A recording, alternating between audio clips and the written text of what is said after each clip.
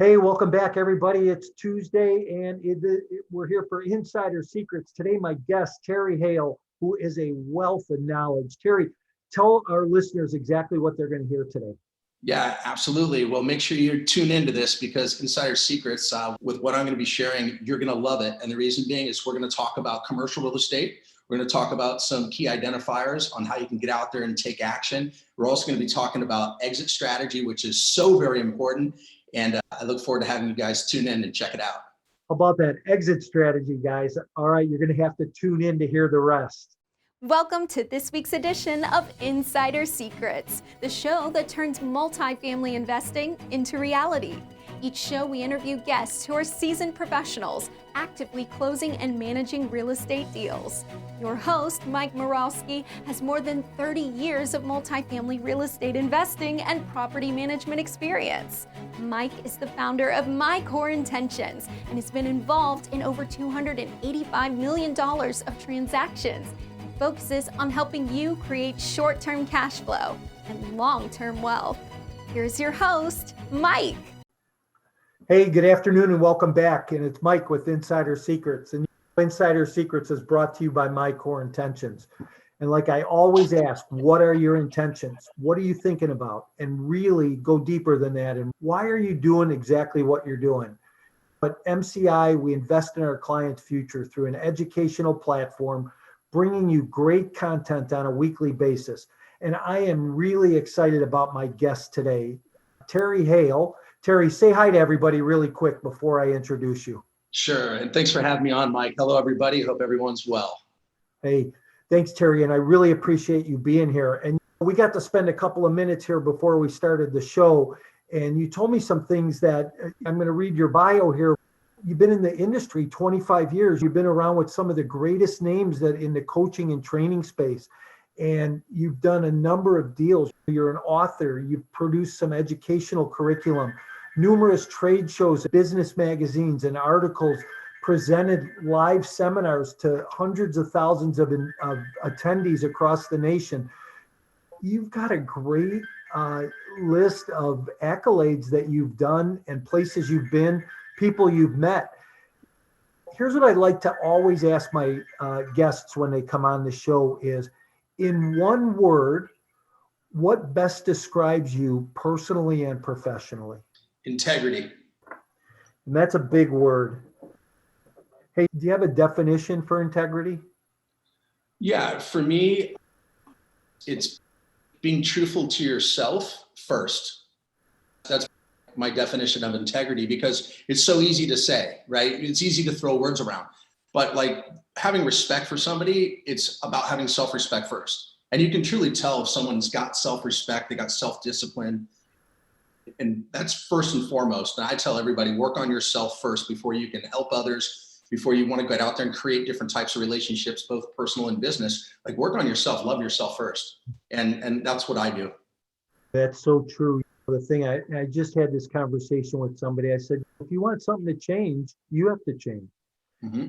And I've subscribed from that for years, that we have to work on ourselves and who we become along the way. We can make millions of dollars, but it's who we become along the way and what we do with it when we get there. Mm-hmm. Hey, Terry, tell us your backstory. How'd you get to where you're at today? I know you've done a lot of great things over the years, and talk to us about all that. Sure. I started out in the construction industry, and I decided quickly that it wasn't something that I wanted to follow along with. My father was a general contractor his entire life, and his brothers as well. And I just didn't want to swing the hammer in the hot sun. It just wasn't my makeup. And I knew that, and recognizing that, again, being true to yourself. So at that point in time, we were doing some development, and there was a gentleman that I'd met. And I always say that if you don't ask, you don't get. And we all can get comfortable in our own mind. And then when we get comfortable, we put ourselves like into the shell. And for whatever reason, I knew what I needed to do. And I just asked. I asked for help. I started asking questions.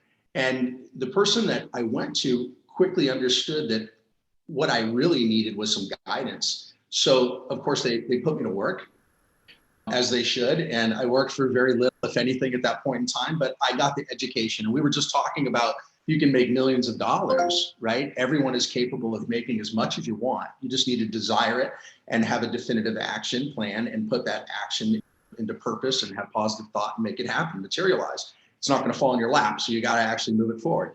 So myself noting that, I did follow along with his guidance, made him a lot of money. He brought me into investing into commercial real estate.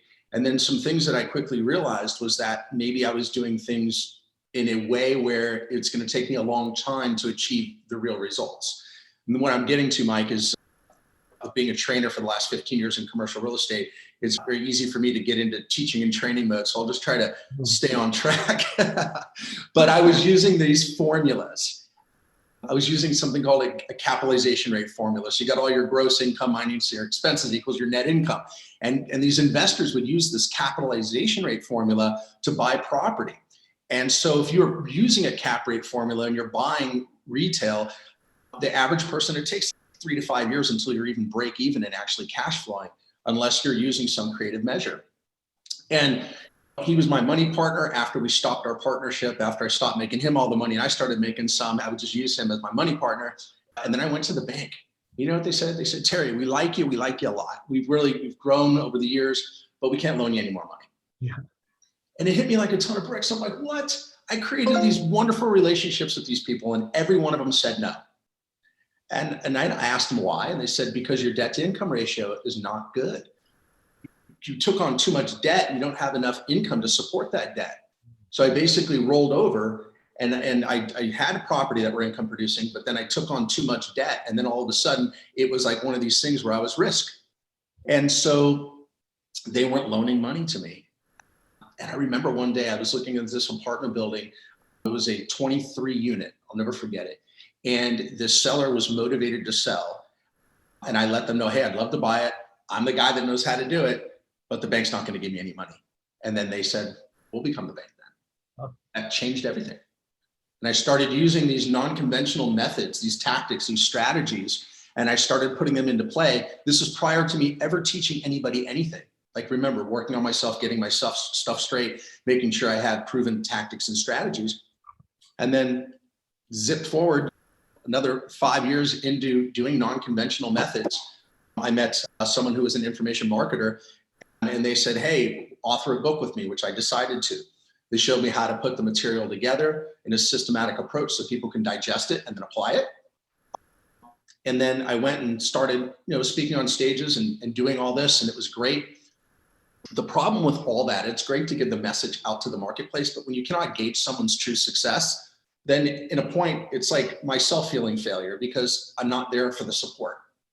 And that was really important. It was really important for me to make sure that, back to integrity, making sure that I'm true to myself and that I can go ahead and share my strategies and techniques in a whole with somebody versus just piecemealing information. Because if you piecemeal information to folks and they don't have a clear picture, they can fall into traps. So I wanted to make sure that I could deliver and over-deliver. And it's not a charity event. I started doing the same thing that my beginning life mentor did for me in my career, which was mentoring people and getting a piece of the pie. And that's what I do today. Yeah. Yeah, very interesting. And you mentioned something about creative financing, and where the owner became the bank. I'll tell you what, in somebody's investing career, that can change where you go. If you put those strategies in place and learn those strategies and systems and become creative, it's about you coming out of your shell and becoming something different, which is what happened to you. You opened up and went, holy cow, this changes everything. And it does.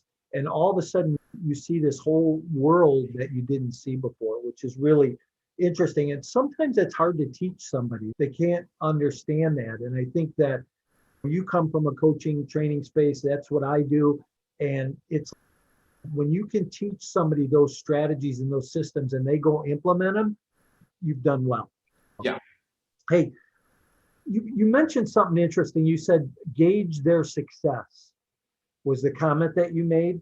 How do you gauge somebody's success, or how do you teach somebody to gauge their own success? Very important. So when I was saying I was unable to gauge their success is because I'm not there to support them in their dealings. And if they go and they move forward and they try to locate a project, and let's say they fail because they don't understand how to pre-screen it, or they don't understand how to do the evaluation or the underwriting from the finance aspect, then I can't gauge their success. But how can someone, to just flip that over, how can somebody actually gauge their success? The first thing I think is what's so important, and there's statistics that show that, you know, over 90% of Americans don't even have a retirement account set up. There's something really important in my world, which I refer to it as the exit. You have to have multiple exit strategies on every dealing. And so it's not just about setting up one retirement account. You should diversify and be able to do things in a way where you have all types of income, which I refer to as financial security. I love the term financial freedom. That's great. If someone wins the lottery and they get whatever, $500 million, maybe they'd have financial freedom. Unfortunately, statistics show that most people who win the lottery spend the money within the first couple of years because they don't understand money management. To gauge someone's success, I think what's important for that exit is really just to put a plan, a definitive plan, put a plan down of exactly what it is that you want to achieve. Everyone's doing themselves a disservice when they don't do that. And then just like a lot of the mindset greats talk about, you have to put that into your subconscious mindset of how you're going to achieve it. And bags of money are not going to fall out of the sky. I tried that the other day, Mike. I was sitting on the couch. I'm like, hundreds of millions are going to fall out of the sky. Never did. If you have these correct positive affirmations where you're actually knowing it, you feel it, you believe it. And just like the great Napoleon Hill says, if you can see it and believe it, and you can achieve it. And that's so true. But we have to make sure that we also put ourselves into check. How are we going to be able to do that? You have to have that plan. Nothing is for free. Whether it's going to be giving up your time, you're going to be fully dedicated, have relentlessness for success, whatever it's going to take to put yourself there. And you got to stay dedicated and focused. And that's it. Good stuff. Good stuff. That's for sure. So you talk about commercial real estate. So let's drill in a little bit. What space are you actually in when you look at the commercial real estate space? Great question. So I have this is just a book that I put together. I'm just mentioning it. The 2 best strategies to profit with commercial real estate. Those strategies, Mike, they give me the ability to do all types of commercial.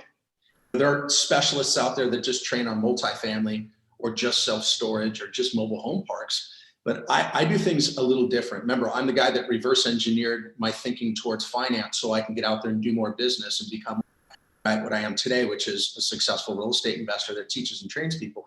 But with commercial real estate space, the 2 strategies, one is a buy and hold strategy. And for that buy and hold strategy, I only work with recessionary proof property types. If someone loses their home, it's an unfortunate event. Where do they go? They go into basic affordable housing, which is multifamily. That's why it was designed. It's less expensive than purchasing a home, and you're obviously paying rent. So multifamily. When people downsize, businesses shut down. We got 50 million people unemployed right now. A lot of businesses have shut down. A lot of large corporate conglomerates have shut down. What happens to all this stuff? People need a place to put it. So self-storage, that's another property type we hold on to. And then mobile home parks, as I just mentioned earlier, which basically is less affordable housing than some of these new apartments. So those 3 primary property types, multifamily, self-storage, and mobile home park, that's one strategy that I hold. The other ones, then what I do is I reverse engineer my deal and I do some wholesaling, which basically is to bring in a lot of product like shopping centers, big box warehouse, ambulatory care, congregate living, assisted living, senior living facilities, all these properties that have an element of risk because you're dealing with people or you're dealing with companies, retail, office space, all that stuff. But what I found is that I have a lot of people that come to me because I attract that in a positive way. And when these people come to me, like I showed you before, we have people on our board, we have dozens of people that we understand that they're the buyers for that product that we don't want. So now when that product comes forward and we can cut great terms, we just park that deal with that buyer and we put ourselves in there for a check. Like this deal right here in Jonesboro, Arkansas, this particular project requires $200,000 down and the seller is willing to carry a $650,000 note for 36 months, 3 years at 4% interest. The property has a net income of just shy of $80,000.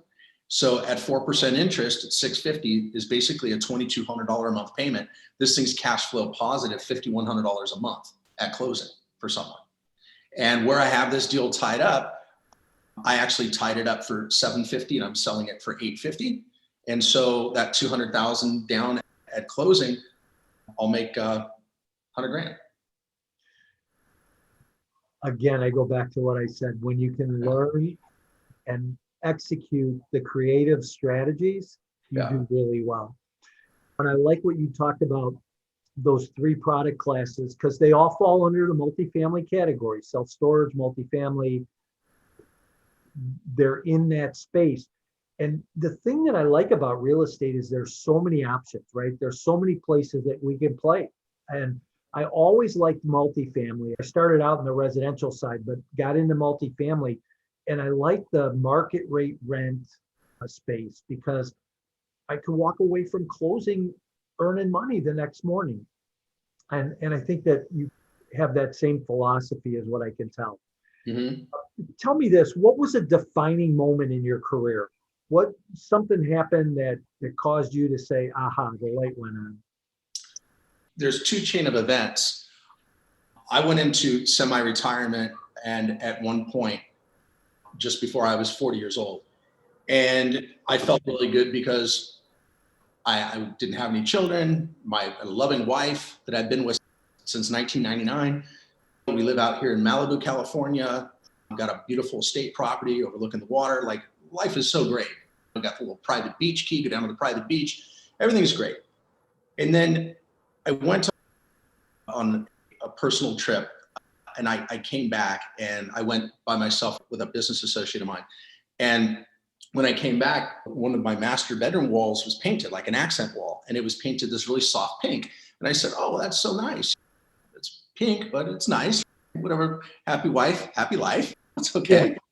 And then shortly thereafter, I was on another business trip, and I came back, and it was like they were having this rosé party, her and all of her girlfriends drinking rosé champagne. And I look at the wall, and now the wall is like a very pale light blue. And I'm like, wait, what's going on here? And I looked at my wife, and I said, you want a baby? And she didn't even realize it. It was like in her subconscious mind, she was prepping. And so we went through 9 rounds of IVF, which is in vitro fertilization, very expensive. It's not covered by insurance. And we ended up having my son Cash. And that was like a huge moment for me. And I understood at that period of time that it wasn't just about me, because when most people have children, it becomes about them. And I knew right then and there that it was about putting forth a legacy and making things happen in that regard. So I really started working much smarter, and I started leveraging, and I went back into it and started personally mentoring people and doing 50-50 partnerships. And my business from that period of time until today, over this last 7.5 years, I've actually dwarfed my entire income from my previous existence as an investor. So how can things happen like that and evolve like that? Again, it's the plan of action and purpose. And I always say you have one life to live it wealthy. And it's our God-given right to live life in abundance. Yeah, very true. Great comment too. I love that. Yeah. So a lot of times in people's lives in business, as an entrepreneur, as a CEO of a company, people wind up in situations where they're faced with decisions they have to make, high stake decisions. What's your process for making high stake decisions if you find yourself in situations like that? Yeah, fortunate for me, because of the exits, and I have multiple exit strategies, I have the ability to take more than one course of action. And I think that's important for everybody. If you're able to do that in your business structure, because most people that are not in the commercial real estate space and they're in another line of work, Mike, like another business, sometimes they're forced to make those kind of decisions. I recently had to make a decision. I went away on a family vacation out to Colorado from California. And this was within this last year. And while I was absent, I have a team underneath me that works with me, and they made a wrong decision. They decided to move forward with a letter of intent, meaning a letter of interest, versus putting a contract. And I always tell folks, look, put a contract on it. We always have a clause that we can cancel the contract. Don't mess around with the letter of intent, because I always say you can't steal in slow motion. Not that we're stealing anything, but just the visual, you can't steal in slow motion, right? Someone else had already known about the deal. And while I was gone for that week, we actually lost the deal. So when I came back, of course, they pointed fingers at me saying, hey, we should have done this and you were gone. And I said, look, I gave you direction on what to do and you took a different course. So this is the end result. When people disrespect, as they say, if you have one bad one in the bunch, they're all bad. So I had to let that person go. And I didn't want to, but it was a decision that I had to make. And that was a hard decision because I actually liked the person and I respected them and I appreciated them.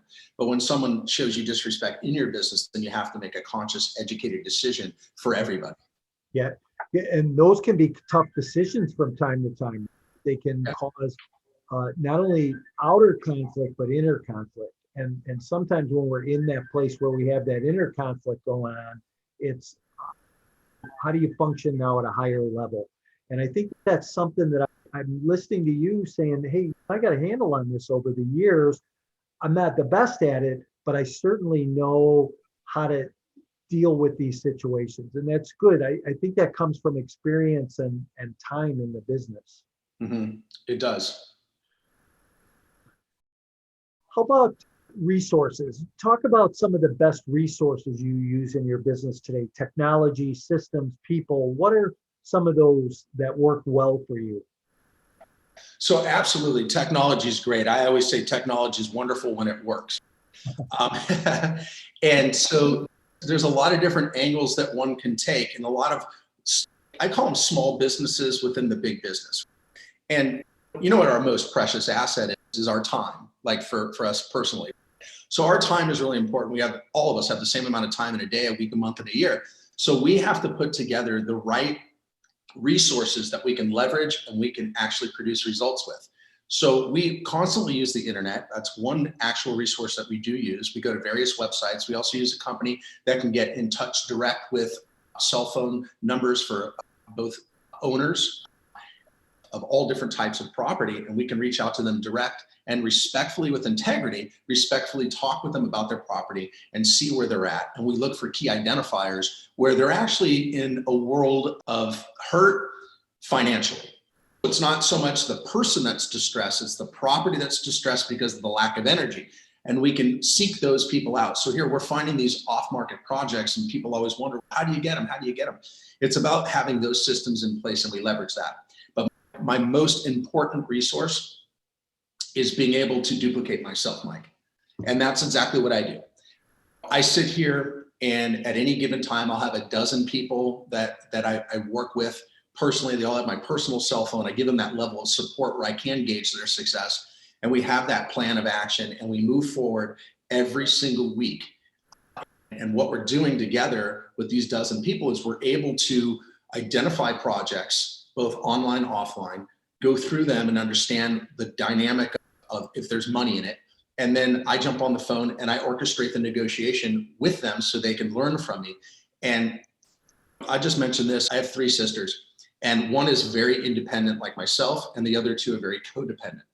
And so I have that belief that if you're out there and you only give somebody just enough to get excited and you don't give them everything that they need, you're doing a huge disservice. You're making them codependent.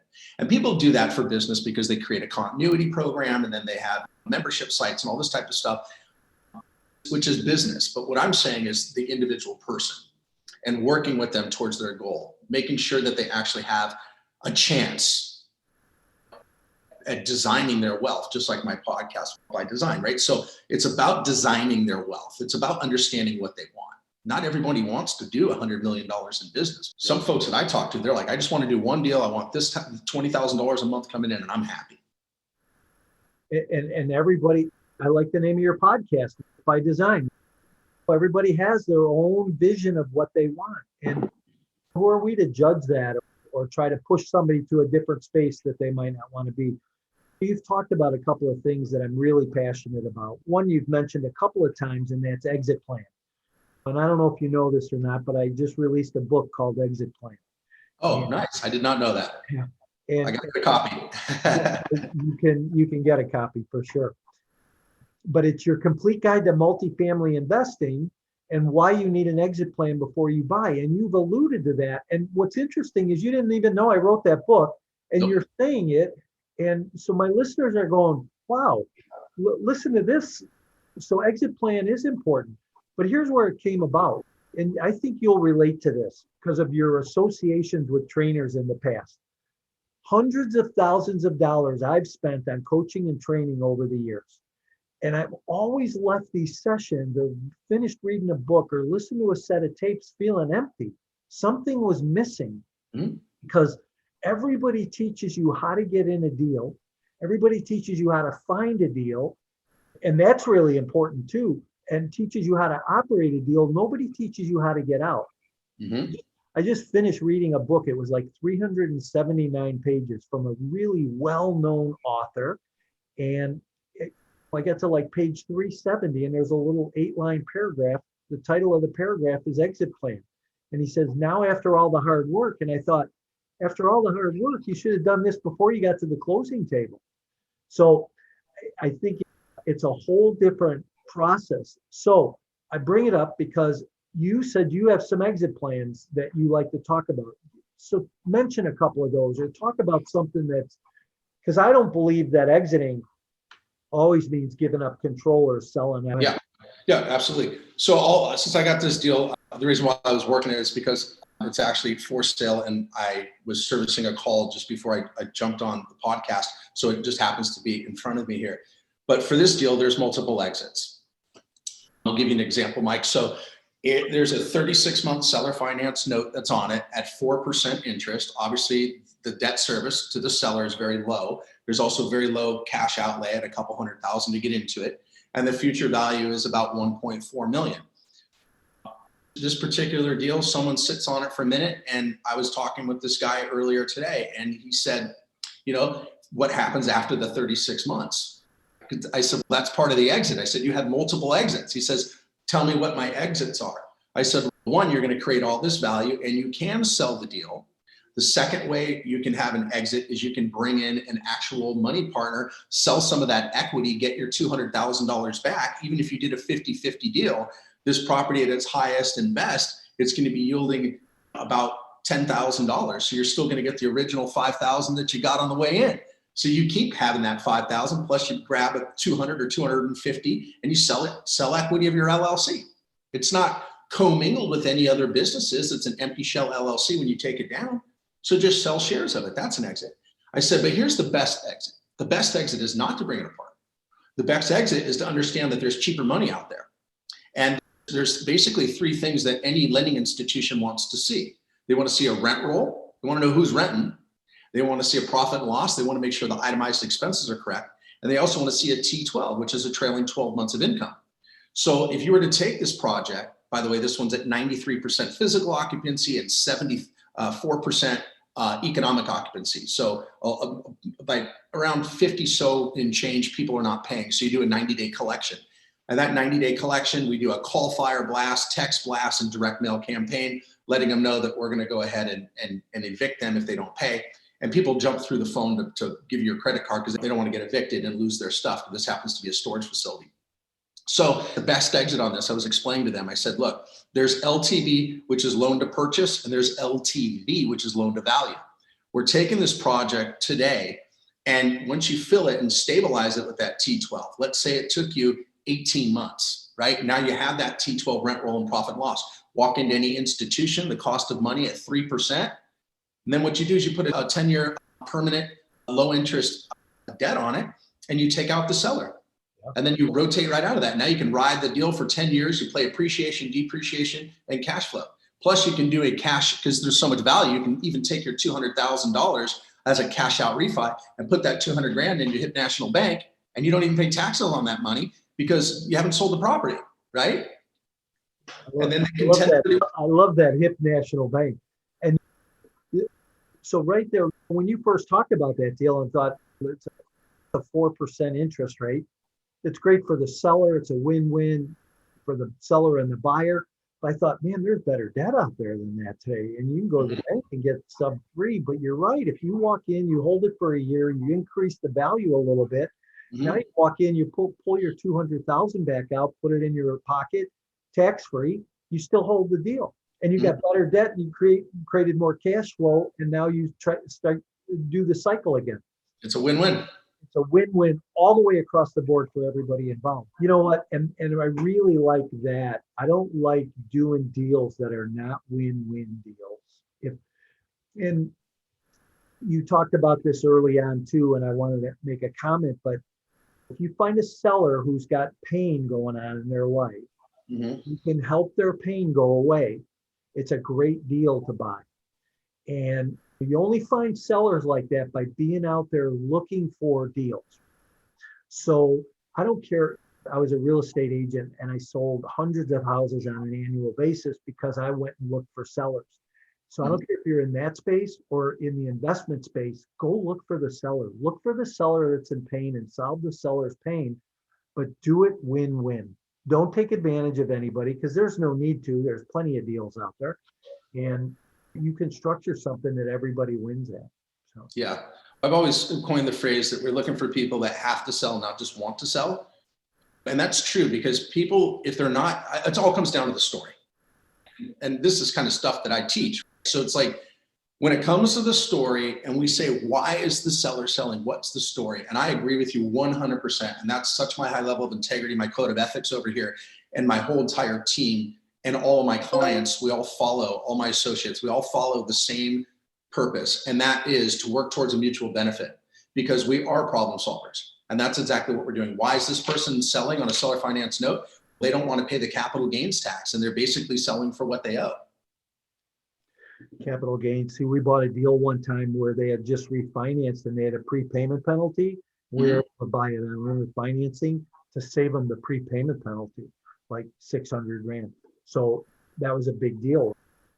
So again, that goes back to that whole win by design. I love that. Okay, so let's move to what I like to call some fun questions. You're out in Malibu. Love Southern California. I don't know why I'm so, but I'll get there one of these days. I go there all the time. Some of my best friends live out there. Anyhow, tell me your most favorite tourist attraction out there. My most favorite tourist attraction, let me see. I mean, I was born and raised for the most part out here, and I was born at St. John's Hospital in Santa Monica. And I think the Santa Monica Pier is a great attraction. People go there. It was in the Titanic that showed her as part of like on her bucket list. She wanted to go there. And this was obviously back in the day, but even now it's still just such a beautiful place. You're basically in the center of the bay. There's a lot of pretty places out here and great places to visit, but that's definitely one that I can resonate with, being the fact that I was born as a guy. Love the walk out Santa Monica Pier. It's awesome. It's beautiful. Yeah. How about best book you've ever read? The best book I've ever read, and I know this is going to come across like I haven't read a lot of books, but I have. I still read once a year, Think and Grow Rich. I think it is so important by Napoleon Hill. And putting everything into play and understanding and listening to those stories and seeing how you can overcome all these issues and all these situations by being focused and being conscious and understanding that if you start believing in yourself and you start really becoming a winner inside, people will be attracted to you and they want to be a part of it. Yeah. It's so true. And I'm not talking about being loud, and I'm not talking about being cocky or anything like that. I'm just talking about to build inner confidence and to understand what your plan and purpose is. Yeah, when you know where your identity is and where what's really important in your life, people are attracted to that. That's really cool. Not only do I do this Insider Secrets podcast that we're on, but on Saturday I do a show with a guy, and we just call it raw, unscripted, multifamily conversation. We go live on Facebook. It's at 10 o'clock on Saturday morning, Chicago time. But he's certified through the Napoleon Hill Foundation, and he teaches those 13 principles in the book. Nice. And he talks about some things. It's, man, how do you get there in your life? Just some of the higher level consciousness things that, you know, I think that we all subconsciously or even consciously strive for in our lives. Mm-hmm. How about this? Favorite restaurant? Favorite restaurant, which is right around the corner from where I'm at. I love this restaurant. It's called Sunset. And the reason why it's Sunset is because of its position. It's not the best food. That's not why I love this place. I love this place because there's friendly staff. Everyone there, it's like one of those things. They know my name. I walk in. I don't even need to make a reservation. The whole house can be packed. And it's like Goodfellas when he walks in and he brings in the table and they put the lamp, they turn the lamp on for you. It's like that feel. The place is just right on the sand, right in Malibu, and it has the most gorgeous sunsets that come down. And I have myself and one of my neighbors who's a good friend of mine, and his little daughter's really good friends with my son Cash. They're a 7.5-year-old. They go run out on the beach and have fun. We got lifted up golf carts and stuff with surf racks on it, the whole to-do. And we go and park them on the sand, and you get the vibe, like where I'm going with it. So it's not the best food in the world, but I also like Nobu, which I'm a big sushi fan, and Nobu's literally right across the street from where I'm standing right now. I'll be out soon. Hey, so this show's called Insider Secrets, Terry. What insider secret would you leave our listeners with today? The insider secret. Let's see. I would love to drive these people to looking to focus on commercial real estate. So I think the insider secret that I'd like to give is something which is dear to me, if you don't mind me just going off here for 2 minutes or less. One of the things that I look for on property, and everyone can do this, Mike, everyone can get started. And what you can do is you can go to websites out there. If you're looking for self-storage, you can go to a website like LoopNet, you can go to CityFeet, you can go to those types of websites and start looking. One of the secrets, like on LoopNet, which is a very high traffic site, they actually own CoStar and several other websites. But if you go to the filter section and you go inside the filter section, there's a little area which says keywords. And if you go ahead and put in certain keywords like seller financing or value add, or some type of meaning in your head, okay, I'm gonna look for these value add properties, and maybe look under the cap rate area and put 8 cap to 12 cap or 15 cap, and click go, you're gonna see that there is plenty of product out there. We can find these types of products by, as I said before, reverse engineering our thinking instead of just going aimlessly and just looking at all this noise. The key is, and here's an insider secret, narrow down all that noise into a laser focus and know exactly what you want. So write down on a piece of paper an area specific that you're familiar with. Write down the property type that you really want to look at. Write down the net rentable square feet, like the size of the property that you'd be comfortable with, and also the price point. And then when you go to that key search field, start putting in all of that detailed information, and it will quiet that entire site down to just a handful of opportunities. And then at that point, you got to pick this thing up, and you got to make the call, because this is making the connection, right? This is what's going to make bags of money fall out of the sky. Yeah. This is the connection that you make. You got to actually pick up the phone and do it. And follow through. That's super important. Follow through and follow up are my insider secrets and key to success. I feel like we could talk for hours, but that was really good stuff. And I hope people take that there was a lot of good in there to unpack and to be successful with. But you're so right. The telephone piece, I think people have to pick the phone up and actually physically make the phone call. Do the research, make the phone calls, and things will happen. Terry, your wealth of knowledge. And I love doing this because I learn something all the time too. And you taught me some things today, and I appreciate that. How do people get a hold of you if they want to talk with you or pick your brain a little bit more? Sure, yeah. I welcome anyone that wants to get in touch with me. I'm very easy to get a hold of. You can go right over to terryhale.com. That's TERYHALE.com. If you scroll to the bottom, there's a phone number right there. You can call the office, or you can simply send me an email. I read all the emails that go to the support. So I'm huge on support, Mike. So my email is very simple, support@terryhale.com. Feel free to shoot me an email if you want to jump on the phone and chat. I'd love to have a little strategy session and talk about commercial real estate and see if we're a fit. Awesome. Thanks, Terry. And I really appreciate you being here today. It's good to get to know you and learn about your thought process and philosophy. Thanks. Hey, everybody, thanks for being here today. Remember, go to YouTube and go to Apple and iTunes and Spotify and like us and love us and subscribe and help our ratings go up. And we'll be here next week. Have a great week.